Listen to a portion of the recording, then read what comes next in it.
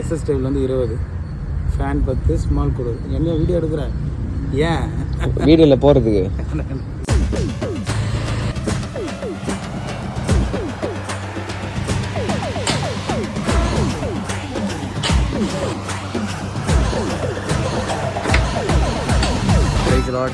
PM family gathering ஈவெண்ட்டுக்காக இங்கே பயங்கரமாக போயிட்டுருக்கு.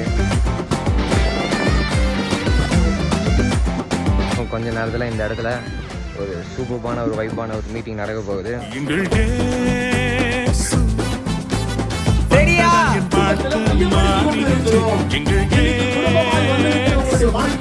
ஒரு கை தட்டு பாவம் நீங்கிடுச்சு.